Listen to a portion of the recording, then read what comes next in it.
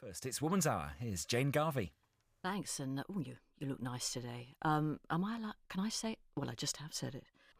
Let's start then with the Twitter storm of the week, which began on LinkedIn. Let's face it, the business networking site is not always the most pulsating place in cyberspace, but it's had a fair bit of publicity this week.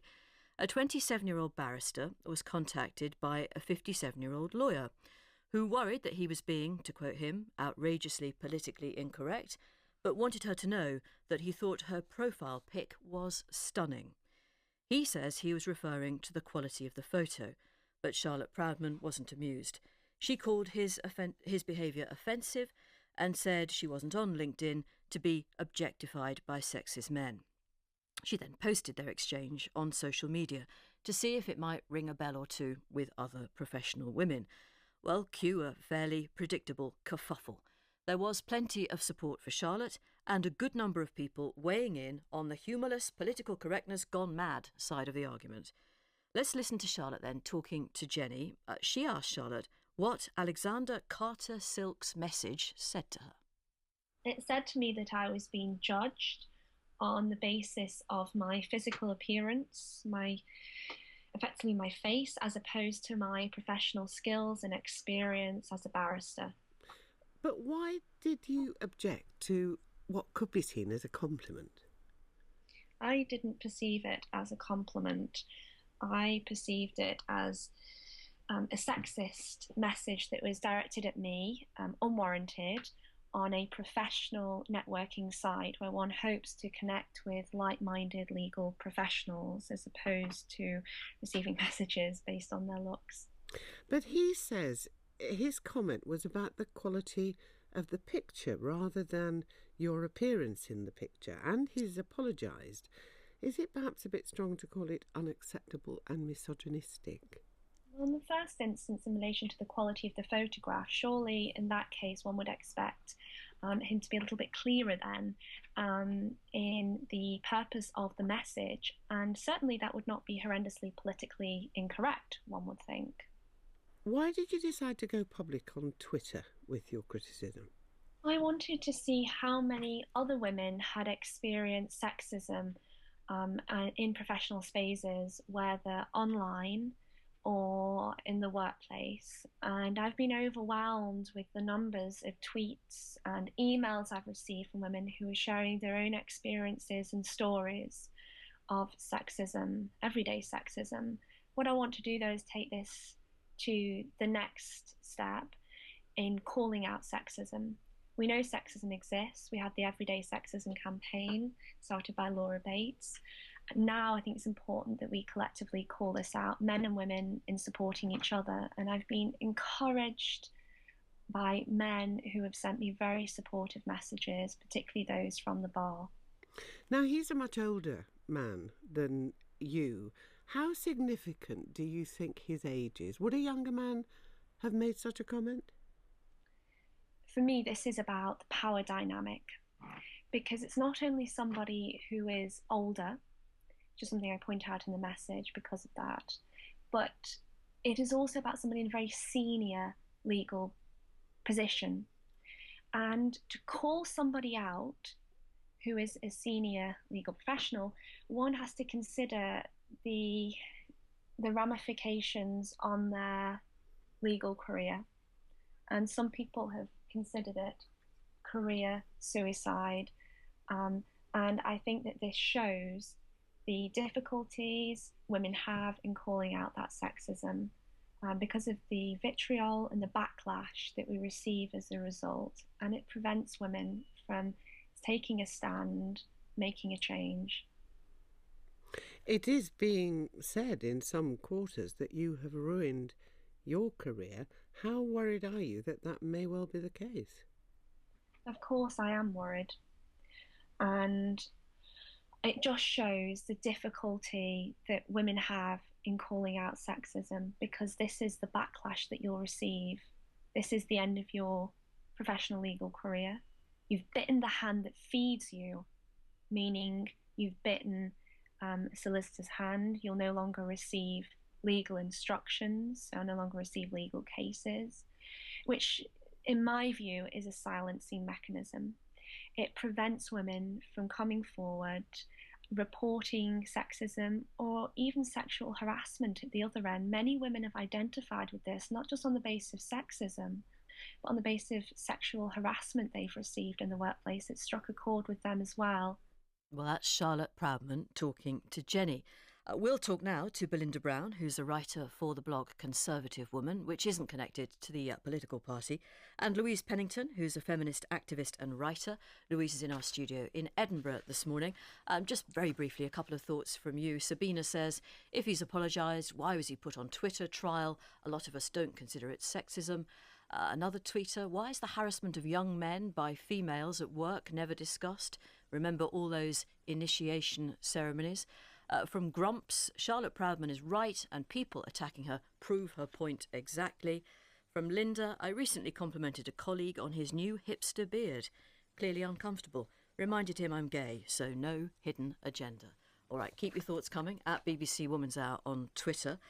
Louise Pennington, do you feel genuine sympathy for Charlotte Proudman? Because she stuck her head above the parapet and she's had quite a lot of stuff hurled at her since, hasn't she?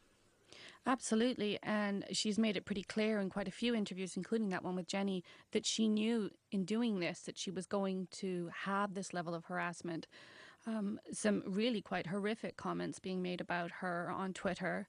The responses from other lawyers have her impacting her professional career as well. I mean, she's going to be losing income for having made this decision to stand up and say this isn't acceptable. It's not appropriate for you to approach someone on a professional site that you don't know to make a comment about their appearance and call them stunning. It's very different from being in a workplace and suggesting to the person sitting beside you, you know, I really like your dress today.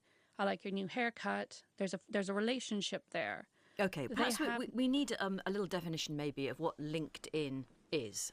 It's a very specific networking possibility, isn't it, for professional people? And there was actually, we should say, because this is what happened, that Charlotte contacted the man in question first. But that's not unreasonable. She's a barrister, he's a lawyer. Perfectly normal thing to do.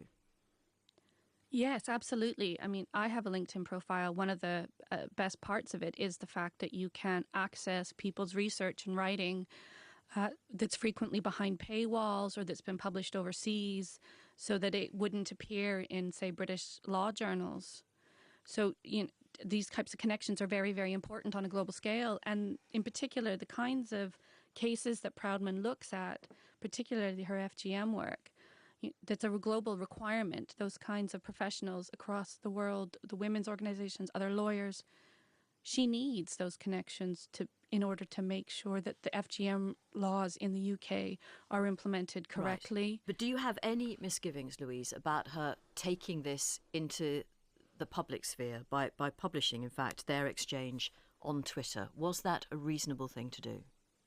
I do, because I support Proudman's statement about people learning to learn the consequences of their comments.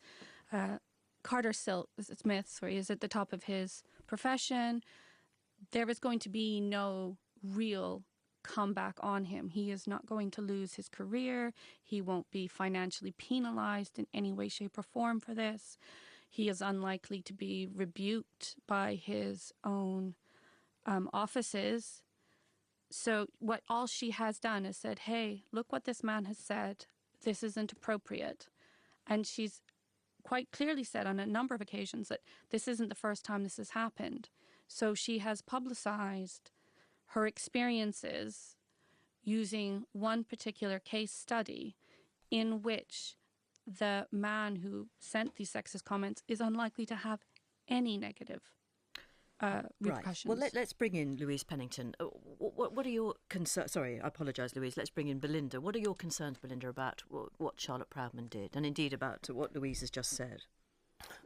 There are many. First of all, I think it's very mistaken to think that just because a man finds your picture attractive or even you attractive, he is unable to completely separate that from professional conduct with you. I think those are two very separate things, to find someone attractive and to actually let that influence your opinion. I mean, he mentioned his own daughter as being attractive, and yet obviously he has no interest in her. So I think we have to respect that men are perfectly capable of separating out these things, and feminism persistently ignores that in order to vilify men. Secondly, we also need to pay attention to the fact that she has put a photo of herself looking as enticing as she possibly can on her Twitter account. Why has she done this? Now, if we go back to Catherine Hacking... Okay, so can I just, but it's nothing to do with her Twitter account. That was her LinkedIn public profile picture. Sorry, I think picture, enticing is a slightly odd choice of adjective, if you don't mind me saying so. Well, she has put a photo on her LinkedIn account of herself looking as attractive as she possibly can. And I think we have to remember... Don't we all? Yes, and why do we do this? We do this because it helps us in our professional life. Both men do and it too. Women, yes. Both men and women do it because being attractive actually helps you. Statistics show that more attractive people are more likely to be promoted, and therefore we do it. And I think that what she really objects to is the fact that he's pointed out that she has used an attractive photograph. In a sense, this is drawing attention to her own strategy. If you really want no comments, if you really want your appearance to have absolutely no influence on what happens, don't put your photo on your LinkedIn account. And I notice, Louise, you don't put your own photo on your website. If you don't want your appearance to have an effect, don't do this. But I think far more pertinent here is the damage which this kind of attitude is doing to relations between men and women. Explain what damage it's doing. There is a whole, at the moment, we have this whole thing of seeing males as being predatory, sexist, hating women. They must all the time be afraid of even opening their mouths because this kind of thing can happen. It's nonsense to say that this Carter Silk can't get in trouble for it. Look at what happened to Tim Hunt, this Nobel laureate. Look at what happened to Matt Taylor because he wore a T-shirt. I see these things and I can't believe that yet again another man is being humiliated in this kind of way. Well, and okay. I think that this Belinda, has a very serious effect on relations between males and females, and that if you want to understand some of the more negative things which are happening today, you know, in university campuses and so forth, you need to look at this whole feminist ideology and the influence which it's having on these relations. Yeah, hi. Well, what would you like to say? I would say that the reason I've removed my photo off my website is because of the sexist abuse I was receiving from men. Comments on my appearance, suggestions of a sexual nature, also abuse on you're too ugly to, you can fill in the blanks here because it's morning radio.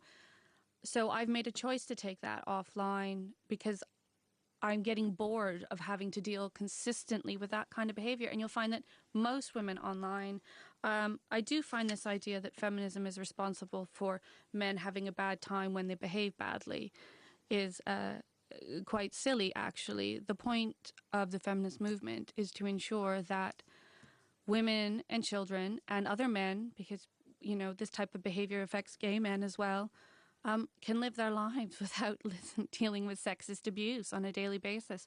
And the Everyday Sexism Project is absolutely brilliant in looking at the links of these, what we would consider low-level sexism, so, you know, commenting on the LinkedIn page, and making the clear links with the way in which street harassment plays out, sexual assault plays out.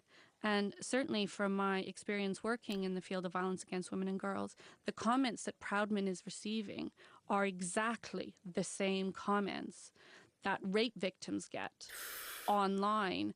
Well, the idea that, you know, you put yourself out there, you're enticing them with your appearance. Well, let's put that point. I take you. We just don't have a huge amount of time, Louise, as you'll appreciate. So, Belinda, just respond to that. I think that's really offensive to rape victims, to kind of make some association between this kind of comment. I think it's really unfortunate that feminism is teaching women to perceive absolutely harmless comments as equivalent to harassment, rape, to make these associations between what is really just an innocent, harmless remark. And it's teaching women to interpret this in the worst possible way. And I think this is having a negative effect on our relations with men. And I think we really do, you know, men must start to be anxious about women. I think men must start to be anxious about women. No, I think that, you know, they can't just be themselves. If you're a male, you've got to be constantly alert and careful about what you say, and that's not going to be good Belinda, for relations things between are men and simply women. changing, and men do.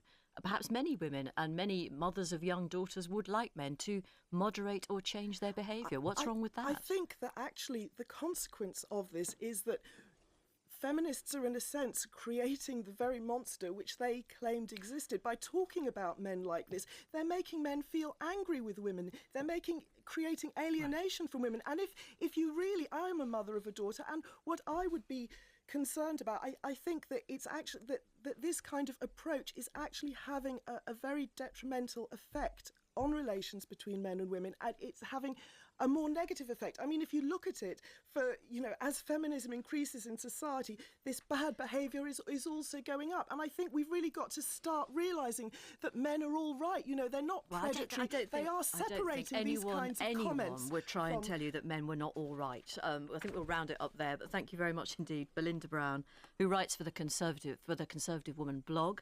And you also heard from Louise Pennington, who's a feminist activist and writer. She was in our studio in Edinburgh.